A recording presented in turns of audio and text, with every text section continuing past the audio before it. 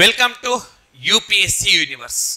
August నెలలో జరగబోతున్న group 2 ఎగ్జామినేషన్లో ప్రీవియస్ ఇయర్ క్వశ్చన్స్ అనాలసిస్ అనే అంశానికి సంబంధించి మనకు తెలంగాణ రాష్ట్రం ఏర్పడిన తర్వాత ఒకే ఒకసారి గ్రూప్ 2 ఎగ్జామినేషన్ జరిగింది.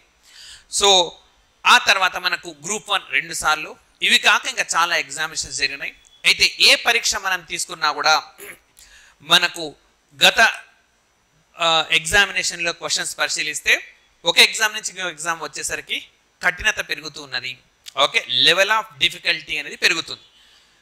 మొదట స్టార్టింగ్లో జరిగిన ఎగ్జామినేషన్లో నేరుగా ప్రశ్నలు అడిగినారు. మీకు ఒక ఎగ్జాంపుల్తో నేను చెప్తాను. ఫర్ ఎగ్జాంపుల్, ప్రస్తుతం ఉమ్మడి ఆంధ్రప్రదేశ్కు ముఖ్యమంత్రిగా పనిచేసిన తొలి తెలంగాణ వ్యక్తి పివి నరసింహారావు గారికి భారతరత్న అవార్డు వచ్చింది. తెలంగాణ ఏర్పాటైన కొత్తల్లో మనకి క్వశ్చన్ గాను వచ్చి ఉంటే పివి నరసింహారావుతో పాటు ఎవరికి భారతరత్న వచ్చింది అంటే, ఇప్పుడు ఎల్కే అద్వానీ గారికి వచ్చింది, అదేవిధంగా ఎంఎస్ స్వామినాథన్ గారికి వచ్చింది, కర్పూరి ఠాకూర్ గారు ఈ అవార్డు గెలుచుకున్నారు, చౌదరి చరణ్ సింగ్, రైట్. లేదు అని అంటే పివి నరసింహారావు గారికి ఏ కాలంలో ప్రధానమంత్రిగా పనిచేశారు. ఆ విధంగా.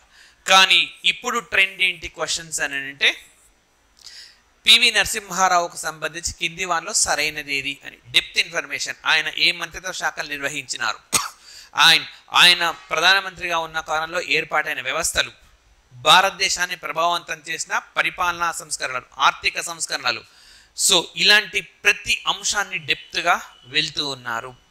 అంటే పైపైన చదువుకుంటే మనకు న్యూస్ పేపర్లో పివి నరసింహారావు బాధ్యత రాగానే మంచి రోజు పేపర్లలో ఏవైతే వచ్చినాయో ఒక 100 పదాలతో వచ్చిందనుకోండి, 10 పదాలు మాత్రమే ఉపయోగపడతాయి.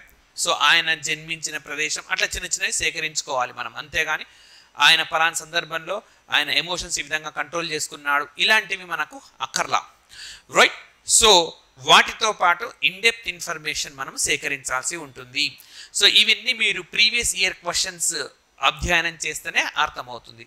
గతంలో వచ్చిన క్వశ్చన్స్ చాలా డిఫరెన్స్ ఉన్నది. ఒకప్పుడు కేవలం సింగిల్ లైన్ క్వశ్చన్స్, ఇప్పుడు అంతా అట్లా లేదు. చిన్న చిన్న పాయింట్స్ కూడా ఇప్పుడు మారుస్తూ ఉన్నాడు. గత ప్రశ్నావళిని మనం పరిశీలించుకుంటూ మీరుగా క్వశ్చన్స్ తయారు చేసుకోవాల్సిన సందర్భం ఇది. పివి నరసింహారావు సంబంధించి కింది వాళ్ళలో సరైనవేవి అని చెప్పి ఆయనకు సంబంధించిన ప్రతి ఫ్యాక్టర్ని తీసుకొని చిన్న చిన్నవి మారుస్తూ మీ పక్క వాళ్ళకు ఆ క్వశ్చన్స్ ఇస్తూ మీరు వాళ్ళని తీసుకుంటూ ప్రిపేర్ కావాల్సి ఉంటుంది. కాబట్టి ఖచ్చితంగా ఈ మధ్య కాలంలో టీఎస్పీఎస్సీ నిర్వహించిన ఎగ్జామినేషన్స్ అన్నిటిని పరిశీలించండి, మీకు స్పష్టంగా అర్థమవుతుంది, రైట్. యూపీఎస్సీ యూనివర్స్ ఈ ఎగ్జామ్ రాయబోతున్న ప్రతి ఆస్పిరెంట్కి ఆల్ ది బెస్ట్ చెప్తుంది. Thank you very much.